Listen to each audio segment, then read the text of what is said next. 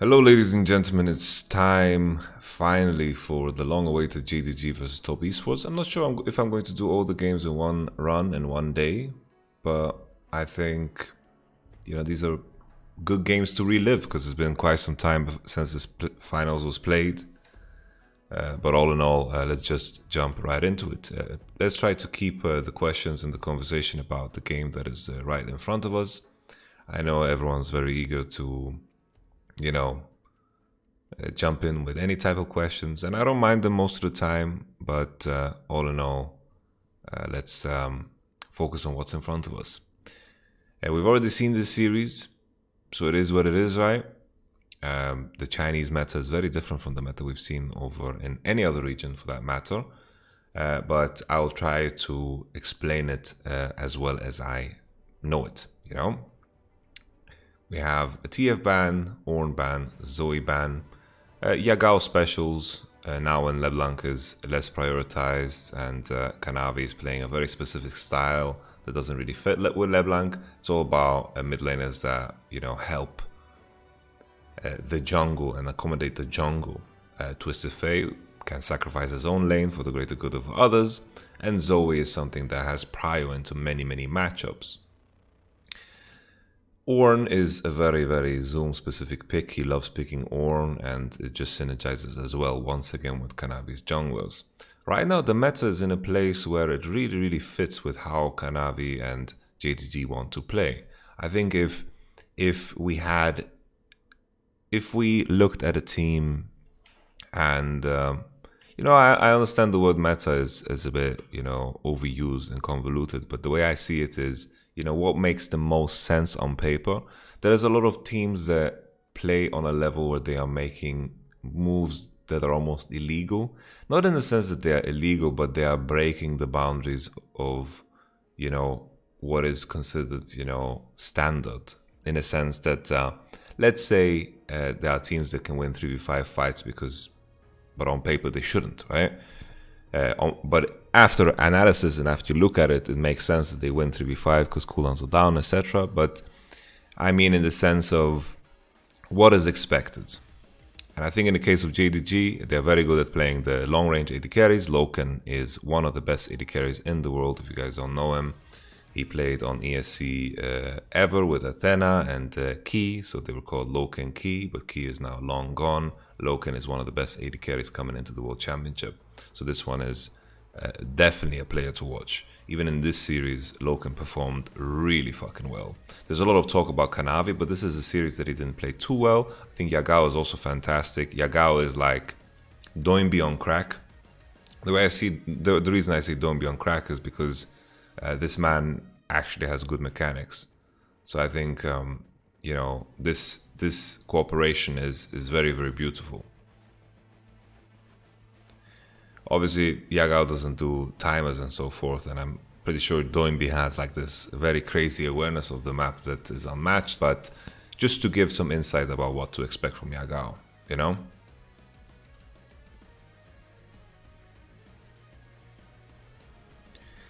So let's continue on with the draft. We have Leona, Nautilus.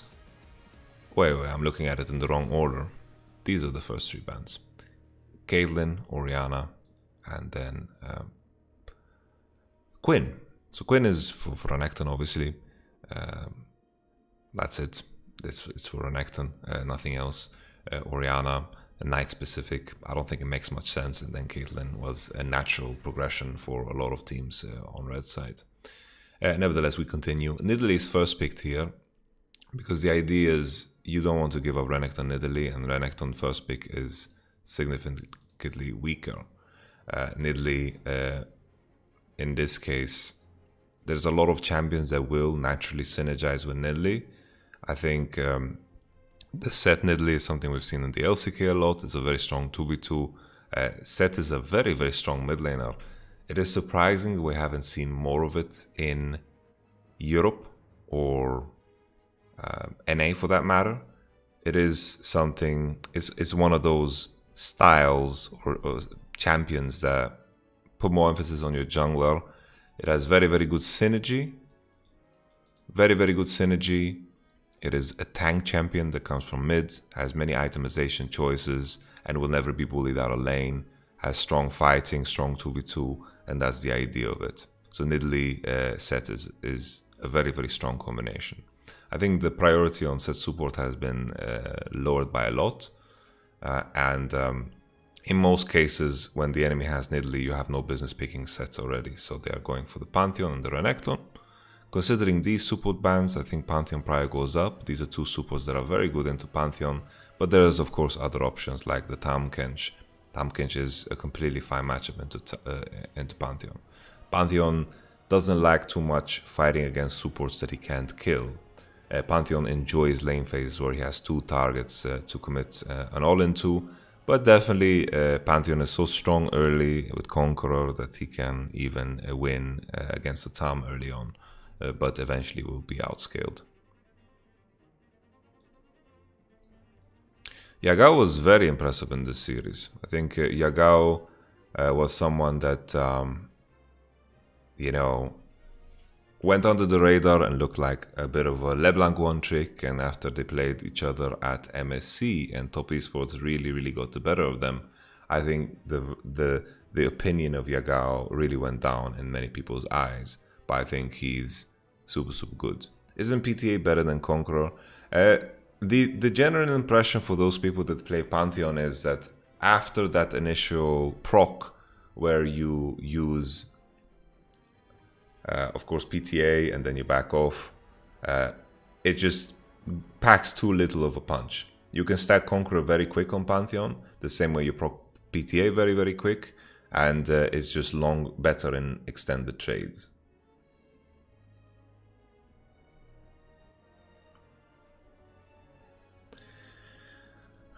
I really don't understand what makes Nidalee better than the other carry style junglers right now, such as Lilia or Graves or Kindred, in pretty much any situation. Like, when does Nidalee make sense and why?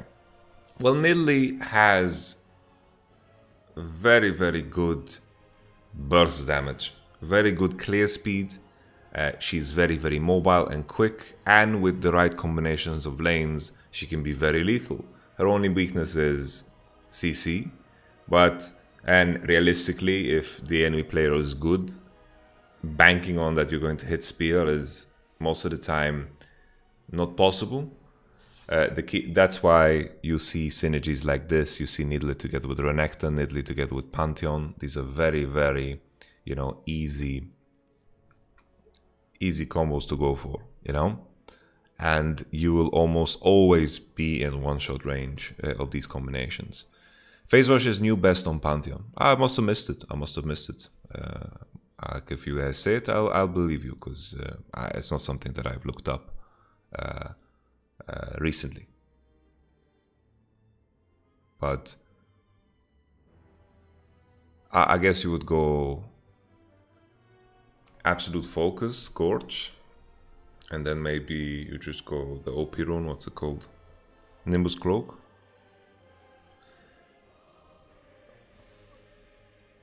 Like, honestly, Phase Rush it's hard to go wrong with it. What program are you using? So this is called Epic Pen. Nevertheless, we continue. So Nidalee is locked in, and JDG, I think they would pick these two champions regardless. I am surprised that Ashe is not higher prioritized in this case. And I am also very surprised that Ashe is not banned on 4 and 5. I'm just gonna make sure that there wasn't some swaps. Okay. Actually, there was some swaps. This makes a lot more sense. Because I was trying to make sense of it, but okay, this makes a lot more sense. So we have the Renekton lock-in, because the Quinn ban, and you don't want to give up Renekton Nidalee, and then Ashe. Okay. I was like, yeah, probably picking Ashe is better. I don't know why they don't ban Ashe for 5. Okay, this makes a lot more sense. Okay, so we have 3 and 2, Sett and Jhin. You need to pick AD. A lot of ADs are banned. And then we have the jungle pick. So Lilia is alright, right? I don't think Lilia is as potent as Nidalee. I think still we're in the process of figuring out just how good Lilia is as a champion. I think Damwon did something neat. They just legit just locked in locked in. What's her called? What? I mean, I'm losing my words. I'm just gonna take a sip of water and then continue.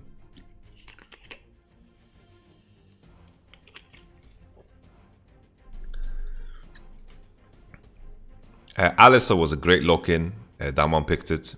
Like Alistar's really good. Anything that is hard CC honestly is good, because she just runs around like a little fucking Bambi, and you just deal with her with hard CC. That's just it. She's very squishy, but she's very mobile. But mobile in the sense that, you know, you can't. She doesn't have dashes or anything, so it's just move speed. It's just move speed. And also, it's very important to pay attention to Lilia's stacks. If she doesn't have passive on, she becomes weaker.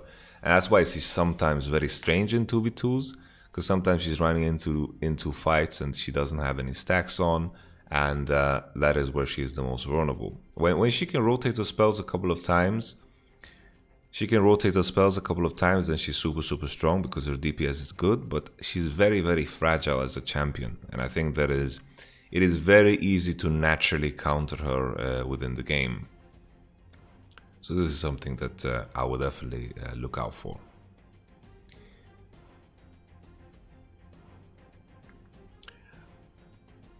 I realized that I fucked it all up. I was talking about Leona and Nautilus earlier, about the Pantheon, and I thought Pantheon was being picked second, but here it's 4-5 band, Nautilus, Leona. Then Pantheon is Stonks. I still think Tam is a good matchup into Pantheon. We spoke about this at great length, but Pantheon has some opportunities early and can impact mid lane much better than a Tam Kench, right? So the LPL supports love to impact mid 2v2, and I think this is something that is going to be a massive edge for them, because the teams that just play a strong 2v2 at Worlds are going to be stronger.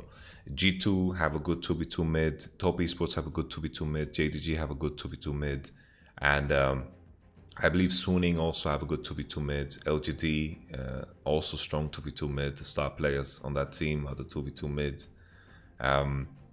Damwon have a great 2v2 mid. Just 2v2 mid, 3v3 mid is going to be so important. Even a Rogue, yeah, even Rogue. I was very surprised by Rogue's ability to actually beat G2 in the 2v2 mid. Which was, with theoretically weaker champions, they found great opportunities. TSM, not so much, honestly. I would disagree. I wouldn't be able to put the TSM in any bucket.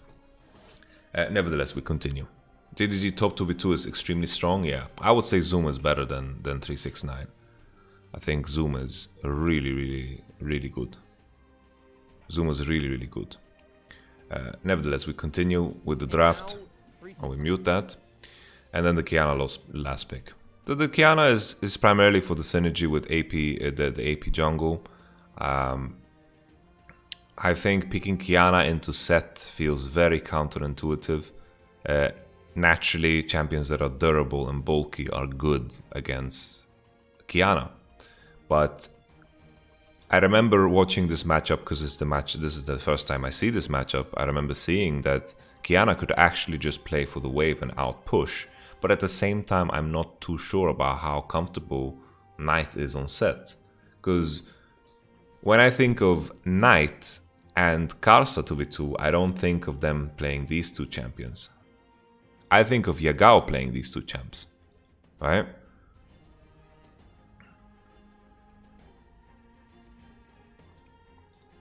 But honestly, I don't remember the result of this game. Qiyana good against Tam though? Well, it depends. Like, there is possibility for it and also not. Why do people prioritize Lilia over Eve? Because Lilia is just stronger early. Like, Evelyn 125 is very weak and unimpactful, and due to that, naturally LPL teams are just going to avoid it. You see many times Lilia teams level 1 invade and do super good. How is Qiyana still playable? Let's find out. If I would judge these drafts and rate these drafts, I would say that due to the nature of Ashe Pantheon, I am a super big fan of Ashe. Ashe for me is massive stonks, and if it's tricky for me to look at this draft and think of it as a top esports draft. I think 369 good cannon. This bot lane they can play well, but all in all, this doesn't seem like the traditional 2v2 the top esports would always run. And in my imagination, picking Cannon to Sett just seems counterintuitive, but I understand for the sake of the better 2v2 mid, because of AP damage is just better to commit into something like this rather than screwing yourself over. And the cast, yo, we playing? Oh, play one game without me and then I can hop in, man. Let me just finish this one game and then I can hop in.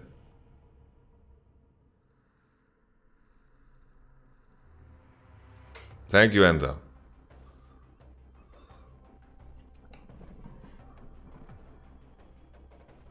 Karsa and Knight played this combo once in regular season, and that game Karsa has the second highest jungle damage in LPL history. Yeah. It's just, I understand. Like, obviously, Karsa and Knight are good enough to play it. They are some of the best players in their position. They can play it. But it's not something that I associate with top esports, if that makes sense. You know? But good note that they played it in regular split, because honestly this I forgot. You know? I forgot.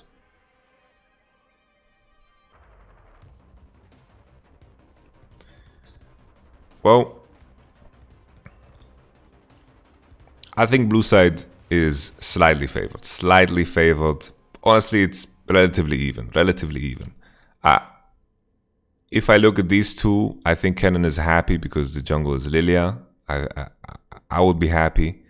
Obviously, after 6, there is some damage to be done. It all depends. Like these type of games, honestly, are always decided by 2v2 mid. Who can be more impactful in 2v2 mid? The key thing, though, is when we talk about 2v2 mid, there is a lot of factors that can affect it. Pantheon and Ashe will have prior bottom side most of the time, and Pantheon can find ways to impact Sett. And if he does, then it's tricky. But in other cases, it is not. So better 2v2 mid should win later down the line in team fights. I feel like Zhonya's is such a big buy.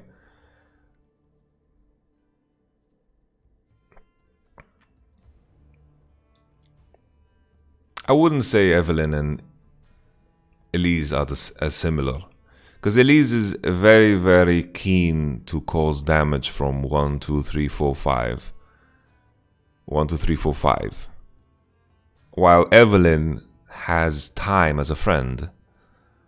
Like, Evelynn scales absurdly well, so I wouldn't really put them in the same category.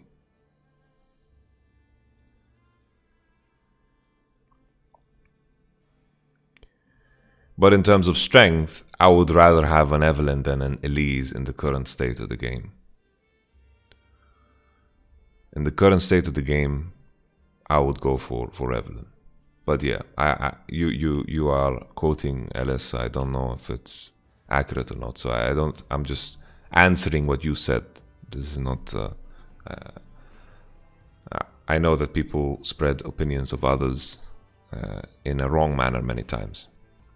Evelynn does really well, really good against split push comps. Well, rarely we see split push comps nowadays, right? We saw G2 play it, but other than that, it's a rarity, right? It was a rarity. But okay, 2v2 mid. Let's pay attention. Let's check it out. Let's play the game, and then let's just see what happens. Let's see what happens. Well, this music is beautiful, actually.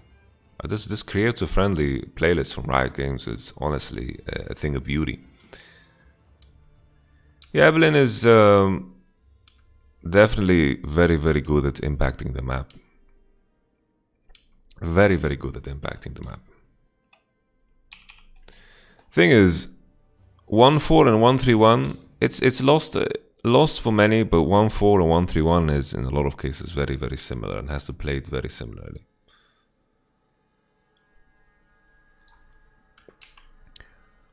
1-3-1 happens after you've played a 1-4 properly.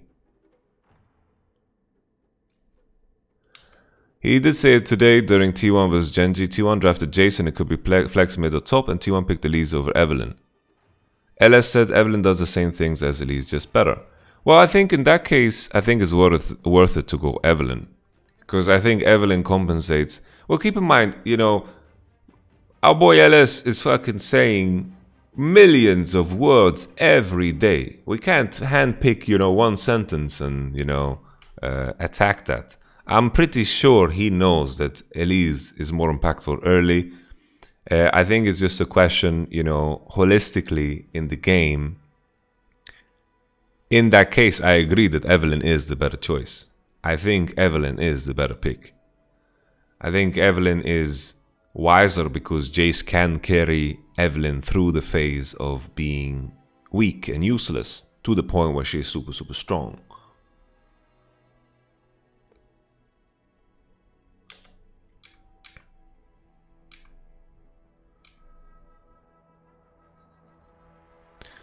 For example, in some cases, like if you have a Kled and you have an Elise, and Elise is going to put your Kled in a position to dominate, then it's worth it, right?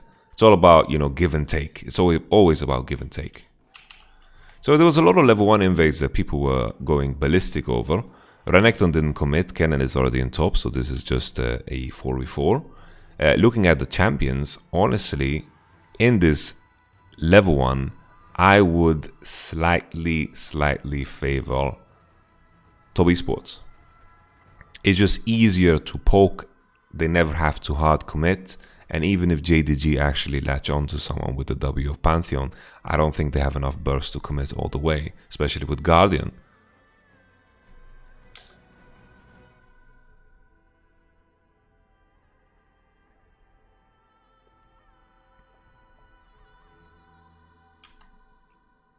So this was wild. So JDG are very, very discombobulated.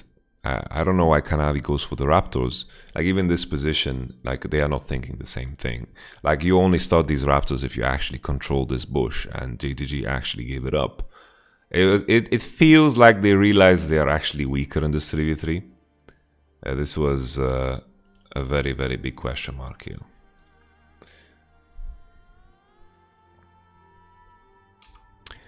And I had to look at this. This is the Sett. Yeah, this is a missed E.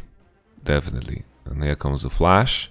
And Knight kind of gave them opportunities here. Like if Knight just waits. If Knight just waits, there is no rush at all. No rush at all. If he commits second, keeps E, then, you know, he's got the juice. He can ghost and then all will be good. But they kind of gave JDG, like Knight gave it back here. Like Knight is kind of griefing. Knight is kind of griefing.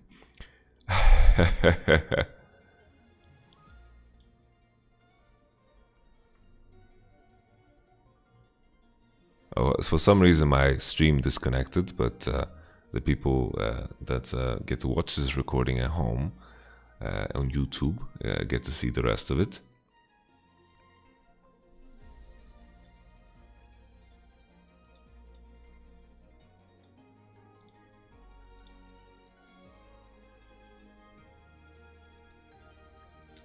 And we're just gonna wait a little moment.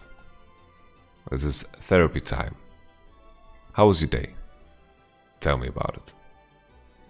You can do it. You'll be successful in your next endeavor.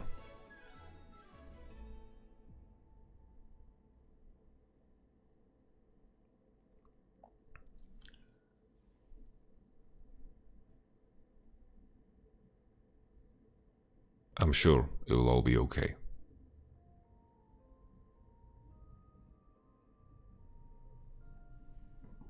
My internet is just down.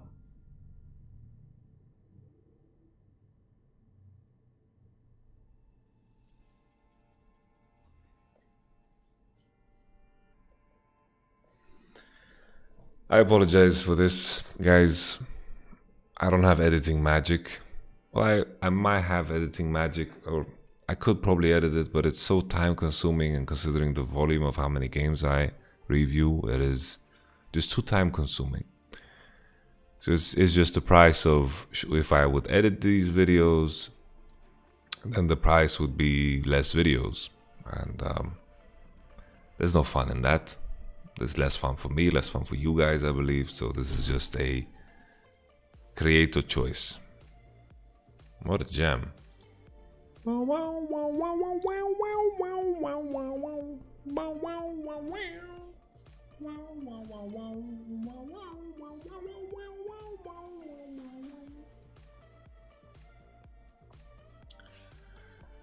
Okay.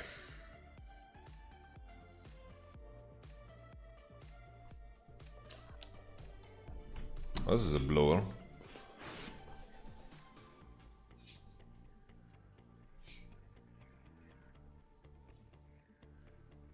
I was gonna reset my router.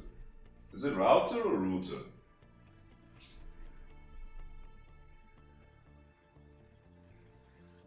It was like you say root, but you also say route. I don't know.